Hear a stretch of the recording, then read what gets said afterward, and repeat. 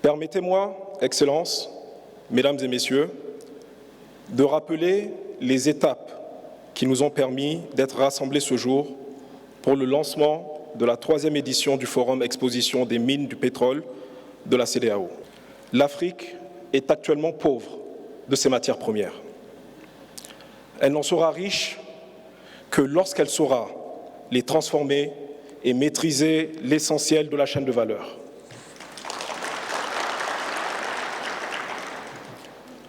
Aujourd'hui, l'Afrique exporte ses matières premières, donc des produits à faible valeur ajoutée, et importe des produits finis, qui ont une forte valeur ajoutée.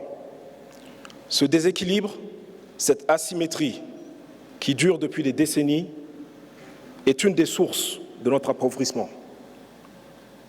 Nous devons œuvrer à renforcer la chaîne de valeur, aussi bien au niveau national, régional que continental.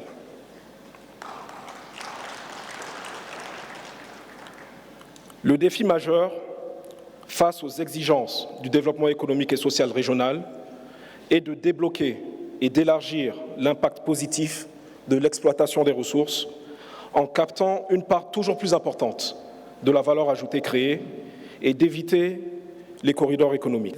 Vos acclamations.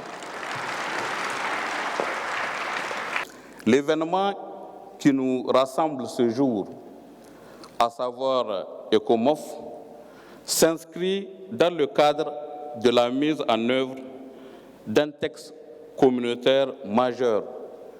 Et ce texte a été adopté en 2011. C'est la politique de développement des ressources minérales de la CEDEAO. En effet,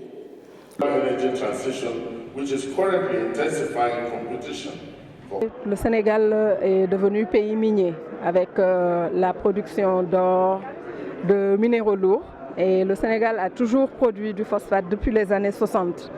Également, la recherche est assez développée au Sénégal. Et en rapport avec ce thème, avec le ECOMOF, nous sommes en train d'élaborer une stratégie de développement du contenu local.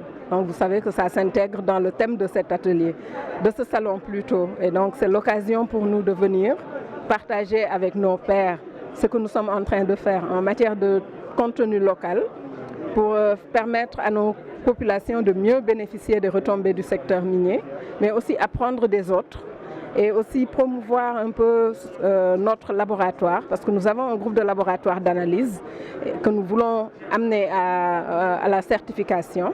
Donc c'est l'occasion de venir, de voir ce qui se fait. Hier, nous avons visité le labo du Niger et peut-être des relations de coopération vont pouvoir se développer.